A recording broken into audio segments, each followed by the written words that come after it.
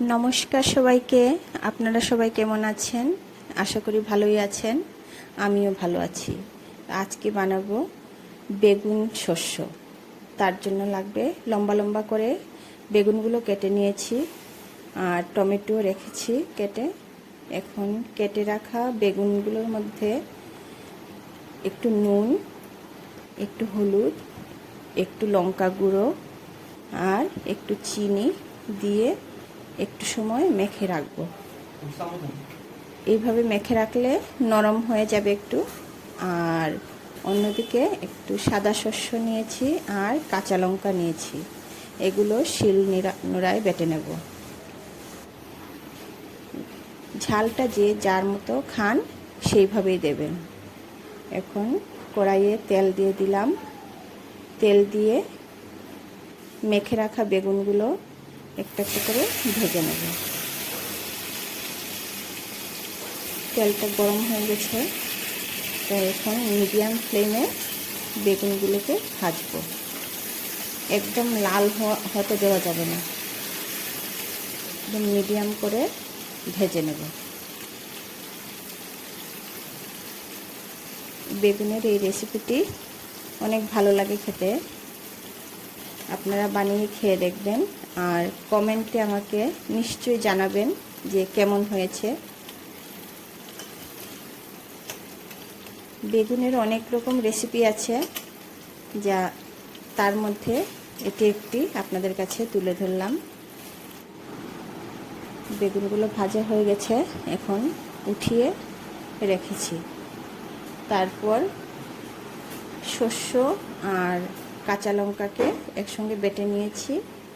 তার মধ্যে দিয়ে দিলাম একটু হলুদের গুঁড়ো, একটু চিনি, একটু নুন দিয়ে একটু ভালো করে মিশিয়ে নেব।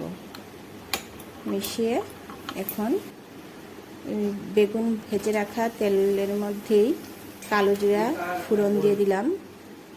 তার মধ্যে বেটে রাখা শস্যটা দিয়ে দিলাম, দিয়ে একটু সময় নাড়াচাড়া করব। করে তারপর কেটে রাখা টমেটোটা তার মধ্যে দিয়ে দেব।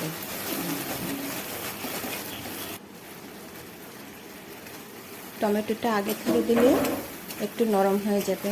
আপনারা চাইলে টমেটোটা আর একটু ছোটো ছোটো করেও কেটে নিতে পারেন। জলটা একটু শুকিয়ে গেছে, এখন তার মধ্যে একটু গরুর দুধ রেখেছিলাম, গরুর দুধ দিয়ে দিলাম। দিয়ে একটু নাড়াচাড়া করব।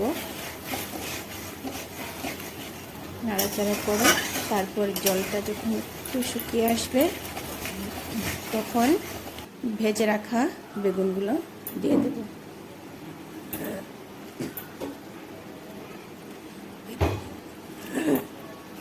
বেগুনগুলো আস্তে আস্তে দিয়ে দেব, যাতে ভেঙে না যায়। সবগুলো আস্তে আস্তে নাড়াচাড়া করব।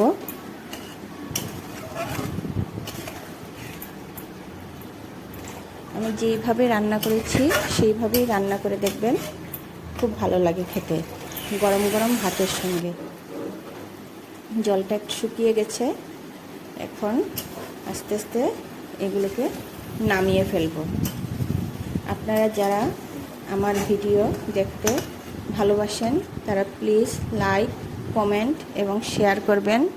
আর অবশ্যই চ্যানেলটিকে সাবস্ক্রাইব করে নেবেন, যাতে আরও নতুন নতুন রেসিপি পেতে তাড়াতাড়ি আপনারা পেয়ে যান। তো বেগুনটা কীরকম হয়েছে দেখে জানাবেন। ধন্যবাদ।